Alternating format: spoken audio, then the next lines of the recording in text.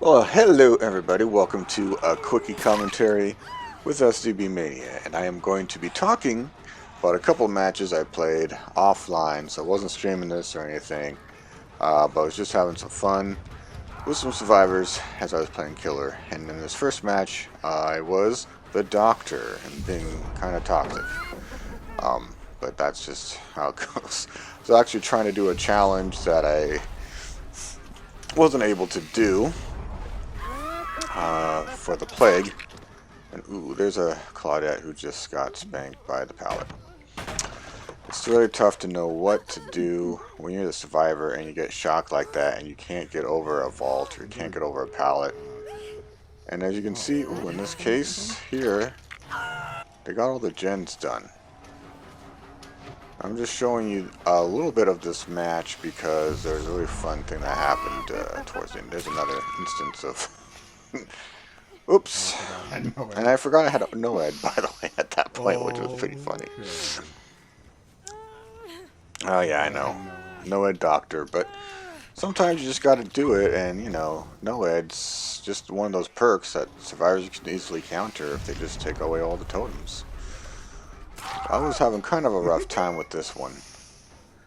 Not doing too well as a doctor. They were getting those gens done, you know, pretty well. And then, oh, then we had some teabaggers. Two people I had killed only one person. It looked like everyone else was going to get away. That's certainly what it seems like. And that Claudette just really wanted a teabag from before. And boop! Oopsies! Just goes to show, should not be teabagging outside of the gate. Giggle, giggle.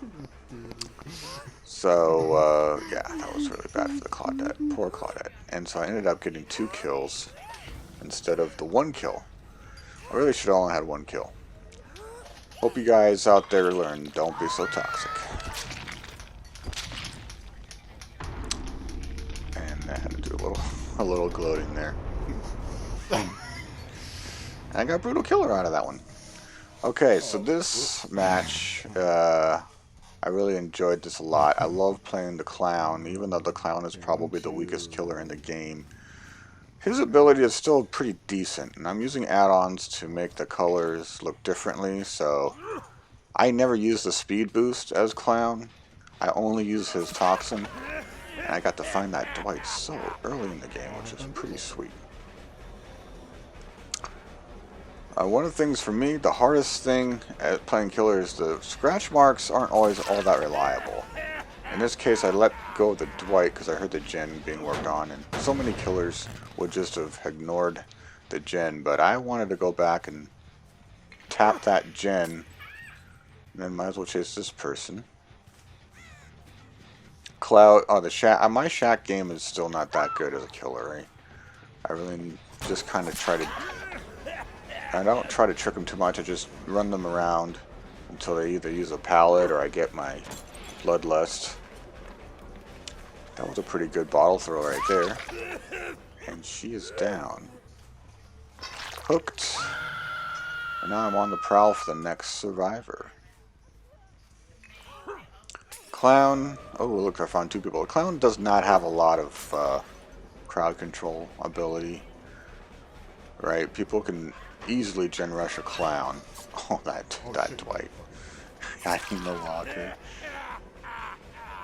But Clown's really good at chases because of his bottles. Obviously, they can really slow people down, and he can use his bottle throws to kind of corral the survivors a little bit. Had a little tough time with this Dwight, but I got to break a pallet. I almost always break the pallets after they drop them. And he was kind of trying to be a little dodgy there, so I was watching my attack, making sure I didn't allow him to dodge it. And here we go, another gen done. So at this point, 2 gens are done. Their survivors are doing pretty well. I only have 2 hooks. And I broke this wall. I don't usually break that wall, but the reason I did is because I heard them working on this gen and I wanted to pop it. I do like Pop Goes the Weasels. Pretty good perk. I use it a lot on a lot of my killers. So here we go. Coming back here for a nice throw here. Aw, awesome, awesome. Stopping the survivor from getting the save. And I'm putting a pretty good amount of pressure on at this point in the game. One person on hook, I'm chasing a second person, so that means either two people are doing gens right now, or just one and another person has to go for the save, and there's the save. But it's okay because now I've got another person down and I can hook you. And still got the pressure going on. Reloading the bottles after almost every hook. That's generally what I do. There's a really nice throw there. Got tagged that guy doing the gen. And a nice hit. And this survivor kind of made the mistake. Should have probably played the jungle gym a little bit more, because it made it easier for me to catch up to them. Very nice. So for this match, I'm pretty much able to have someone on the hook almost all the time. So plenty of opportunity to use Pop Goes the Weasel.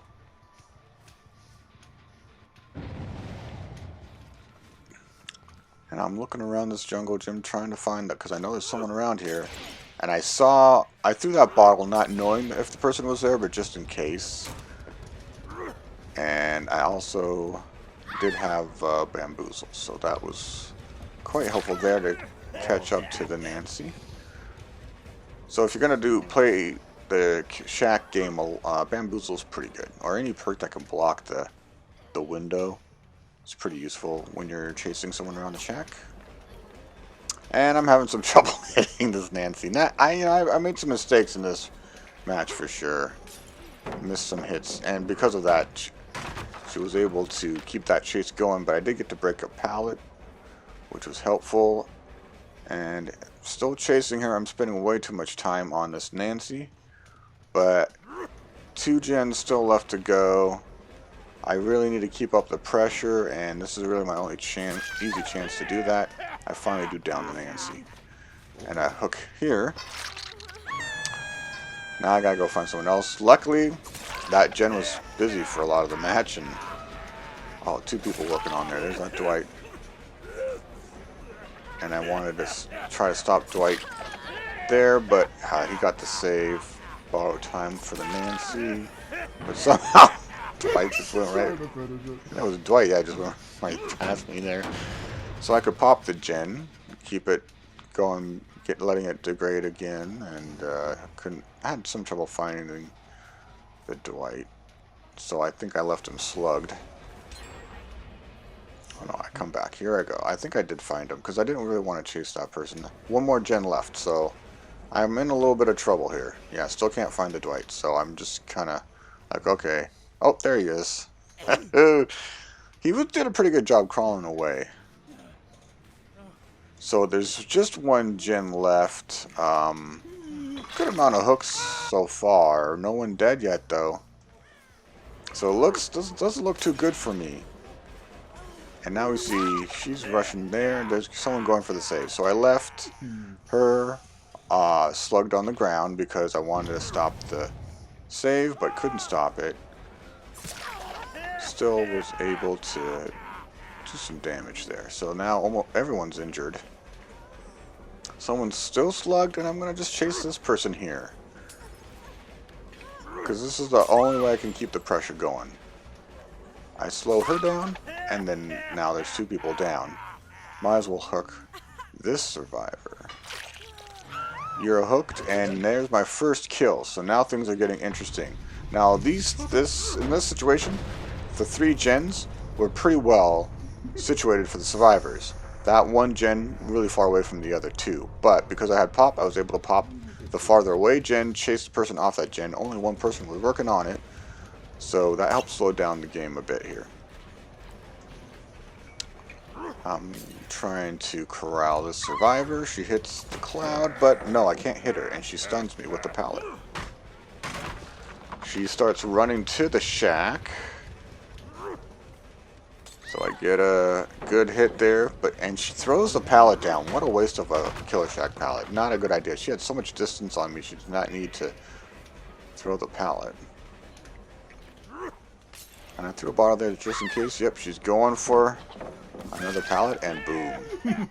That's not a good place to loop, and now there's only 2 people left to work on gens, 1 person on hook.